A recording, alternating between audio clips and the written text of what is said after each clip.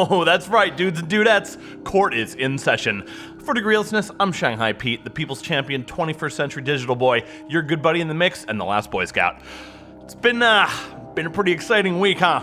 Whether you've spent your time complaining about Cyberpunk or actually playing it, chances are it's been hard to avoid.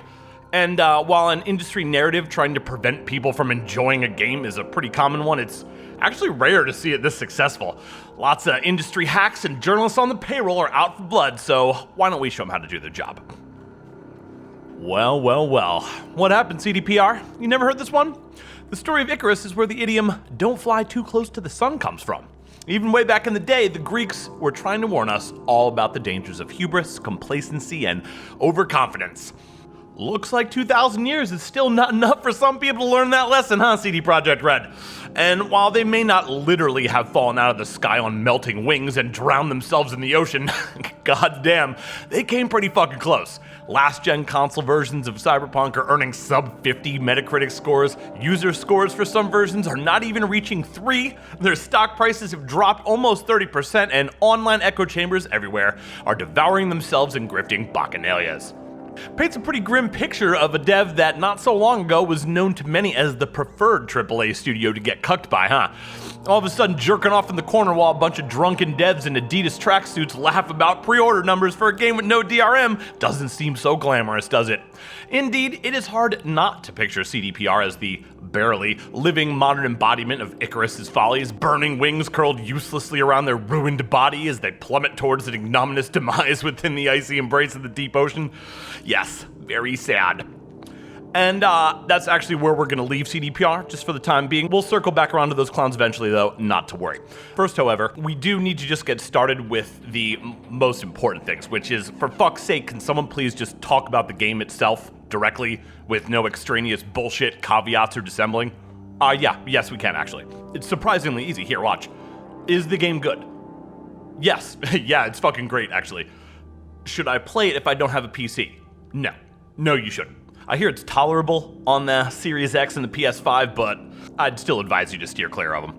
Now, hopefully, at some point in the future, Cdpr will change that, but for now, consider this a PC exclusive. Next question. Is X or is Y really as bad as people are saying? Possibly, but is its effect on your ability to enjoy the game as bad as people are saying? No, likely absolutely not. Is it true that the existence of GTA 5 makes Cyberpunk irrelevant because GTA 5 is so awesome at everything? No. Fuck Rockstar, fuck GTA 5, and fuck its low-budget Sopranos wannabe story that they probably plagiarized from a scrapped Cinemax pilot.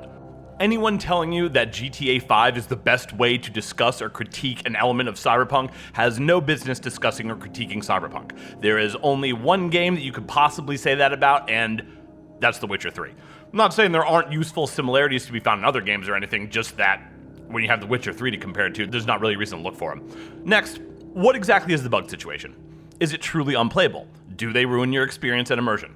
For a AAA title with its budget, if all the reports we're seeing are accurate, then yeah, there are absolutely way too many bugs. Now, I can't speak to the console experience, but in my almost 40 hours of playing on PC, I've yet to encounter anything that I would describe as more than a brief, slight hassle that I forgot about almost immediately. We'll talk more about this kind of stuff later, but for now, this is the TLDR of it. Okay, good. So we've covered the basics, which is more than I can say for 90% of the other industry coverage I've been seeing. But now, before we can commence any further with the impish reverie of video game analysis and shit talk, in typical Degreelessness fashion, we will need to be getting deep inside something. Meaning that we need to examine and dismantle the juggernaut of gaslighting, agitation propaganda, and cynically promoted rage bait that's been parasitically grafted to Cyberpunk 2077. As you may have noticed, there's quite a lot of it, although almost none of it makes any sense. Why is the Access media all of a sudden piling on the big bad AAA dev with everybody else? Don't usually see him doing that. Hardly ever see him call out a company like Ubisoft. Why is it almost impossible to find anyone providing a balanced take on this fiasco? And why is the industry establishment suddenly so eager to go back and alter review scores?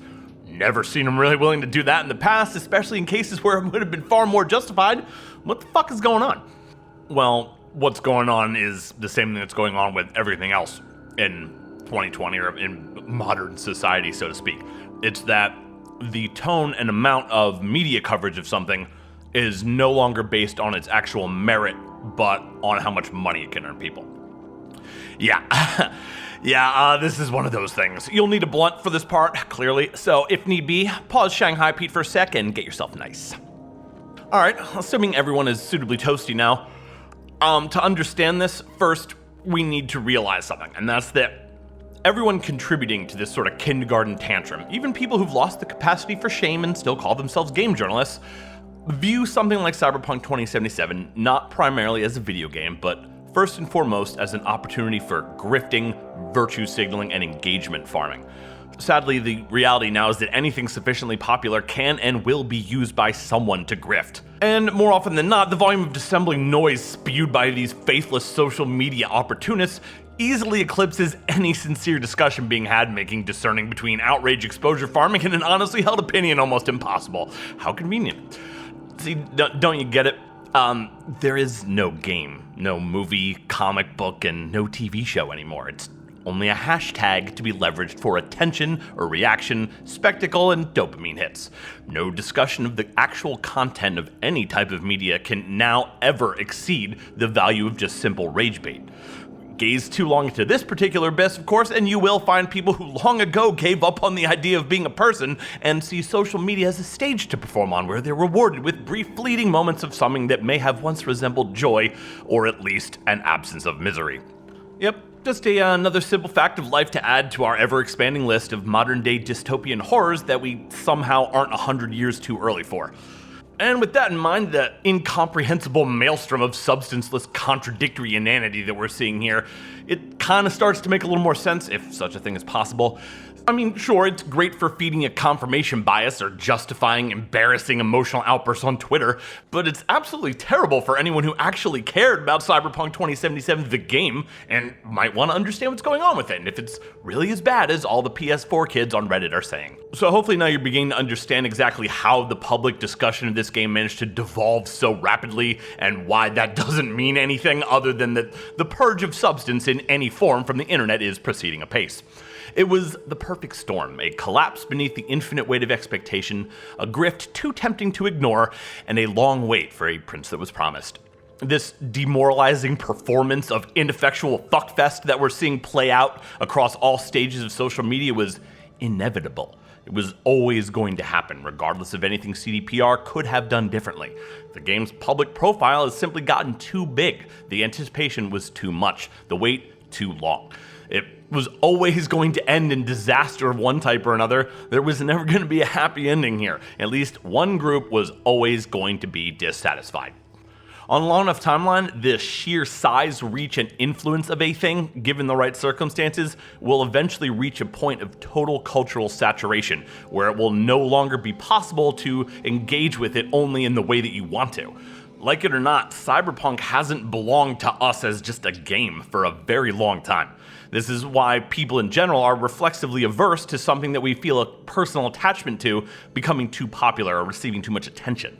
We don't want our favorite thing ending up belonging to the culture more than it belongs to us, as that robs us of the ability to control the role that it plays in our lives.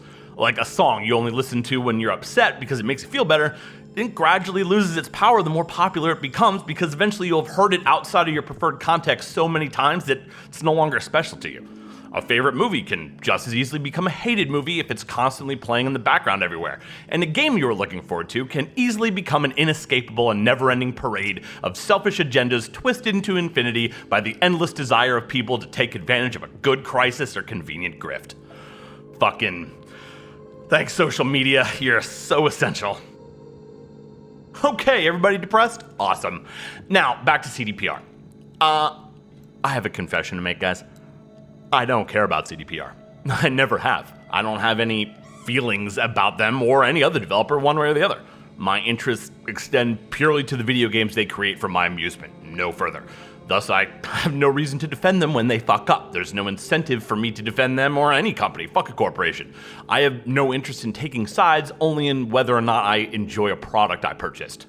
And yes, unless you're ruthlessly insane, Cdpr fucked up here, badly. Everyone has a different opinion, of course, on exactly where they fucked up or to what degree of severity, so as is to be expected, it's almost impossible to sift through all the noise. Fortunately, I'm here to give you the correct opinion. First, Cdpr does not bear the sole burden of responsibility for the level of hype that this game reached. I know it's tempting to want to throw them or any company under the bus, but though we may be needlessly aggressive and at times cruel over here, we're also fair. They're a company. Cyberpunk was their product and they had to market it to the best of their ability. They had a responsibility to do that. They did what any company would do. Anything that could be reasonably perceived of as true is fair game. You can't blame only them because some people got a little carried away with the Keanu Love Fest memes and disturbing levels of obsession on display in the game's official subreddit. Fuck, I had to leave that shit. It got to be way too much. Of course, you probably caught it a second ago. The problem stems from the phrase reasonably perceived of as true. No, Cdpr isn't at fault for marketing a game that everyone agreed looked awesome. But they absolutely are at fault for making intentionally misleading claims that painted a picture of the console version of the game that turned out to be, to put it mildly, wildly inaccurate. Intentionally deceiving console customers to believe that the game on their platform would run great? No, that's fucked up. But to then also prevent review footage from being published that would have made the reality concealed by your lies painfully obvious? Now that's some EA or Bethesda shit. Y'all deserve to be crucified for that. That's obvious though. You guys don't need me or anyone else to point that out. But what should they have done though, right? Was there ever a correct answer here? Delay the entire game for as long as it takes to run acceptably on consoles from 7 years ago? Or maybe scrap the idea of last gen release altogether and just drop on PC and PS5. Maybe they should have released the PC version when they did, but only delayed the console ports.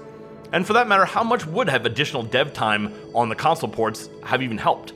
Is their garbage performance more a function of the hardware limitations, or did they just do a piss job optimizing it? Why did they even try to put that game on the PS4 or Xbox One in the first place?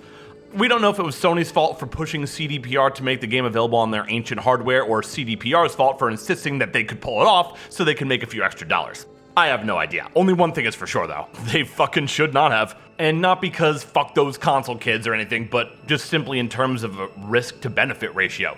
If you add up the loss from their stock value to whatever the collective impact of all this brand damage ends up being, how does that compare to the profits that they made from last gen console sales after they finished processing all those refunds? My bet would be not too fucking good. Seems like a typically shitty corporate gamble to me. The kind that when the possible consequences of it backfiring were brought up, some asshole goes, fuck it, people love Cdpr, they'll get over it. Will they? Well, you're gonna fucking find out now. Should be fun for us to watch them squirm at least. Moving on, the bugs issue is much more complicated, however. What is a reasonable expectation for bugs in consumer entertainment software anyway? Some people would say that it's not acceptable to charge for a game with any bugs. Now, given the insane levels of complexity and the scope of modern games, I don't think that's a realistic expectation. But if then some bugs are okay, how many are okay? Some would say that if they affect your ability to enjoy the product in any way, well, that's unacceptable, constitutes a flawed and incomplete product. But enjoyment is usually subjective though, so how do you quantify how many bugs will amount to an impact on enjoyment? I have no fucking idea.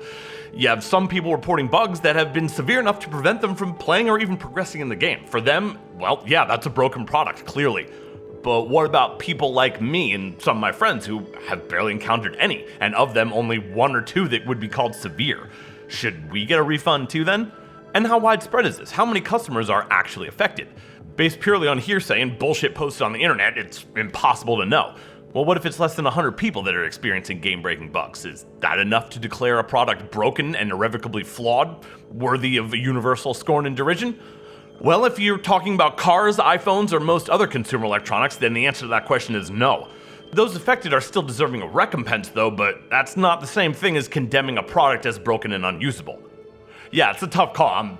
I'm really not sure how you resolve that. Though it's probably some variation of a few scattered low-impact bugs are okay, providing that the purchase is accompanied by a promise to get them fixed up as soon as possible. But releasing a product that has any issues that would make the game impossible to complete, well, that's inexcusable. It's all nuance though, and as we know, any nuance is too much nuance for the internet. And that's the real problem here actually, is that the media firestorm paints whether or not the game is good as this black and white issue, and it's not. I got it on PC, it runs great, and a few texture issues haven't stopped me from having a good time. Does the fact that it's unplayable on PS4 mean that people shouldn't be having fun playing it on PC? I don't think so. Am I shilling for CDPR by saying that? Again, I don't think so, but whether or not you agree probably depends on which version you bought. Lastly, before we start wrapping this up, I want to go over a few points on the gameplay, systems, combat, that kind of thing. I don't really think a deep dive is necessary, but it will be helpful to just sort of broad stroke this bitch. So in terms of gameplay, simplify as much as possible. It's a cyberpunk-themed evolution and expansion of the gameplay systems, storytelling methods, and design theory we last saw exemplified in Witcher 3. Pushes boundaries in some places, plays it safe in others. Some elements show a reserved approach, some aspects and features wildly ambitious. Fortunately, and this really goes to show the actual sincere talent that they do have over at Cdpr, it's all kept relatively balanced. Nothing ever ends up feeling tacked on, unfinished, or out of place. If nothing else, Cyberpunk succeeds as a significant progression of the RPG design approach and theory from Witcher 3. And as I understand it, just about everybody loved Witcher 3, so if you're out here saying that the writing and quest design in Witcher 3 was great but sucks in Cyberpunk, or that Witcher 3 was an RPG but Cyberpunk isn't, or that the storytelling was fantastic in Witcher 3 but it's ballsack in Cyberpunk, then I think you gotta take another look at the point you're trying to argue and why you're doing it. Next, a brief note on combat systems. I don't think it's particularly controversial to point out that Cdpr historically tends to have kind of rough time in that area. So yeah, I was a little apprehensive about it. But to their credit, gunplay, engine feel, overall combat implementation is much better than I was imagining. Far better than whatever the FPS equivalent of mashing X and desperately trying to coax Geralt's sword animations towards an enemy before you get killed would be. So yeah, my expectations were appropriately tempered, and I actually found the competence of the gun mechanics surprisingly fun and well done. Nothing like the standout innovation of Doom or the perfectly tuned retro rhythm of Dusk's low poly arsenal, but exceptionally fine nonetheless. I've also seen a lot of criticism of the melee systems, weapons, poor hit indicators, inadequate feedback, telegraphing, stuff like that. And while I agree that stuff like the sword combat amounts to little more than just furious button mashing, it doesn't leave me feeling as though there's some enormous missed opportunity for improvement. It works, it's fine. For me, fun is far more often a product of simple and effective rather than ambitious but inconsistent. Overall, combat systems are solid, capable, and reliable. They feel right at home in Cdpr's Red Engine and every bit as responsive and smooth as you'd expect any decent dedicated FPS to be, and that's all I really wanted. Not particularly ambitious or impressive, but totally solid, perfectly functional. No complaints.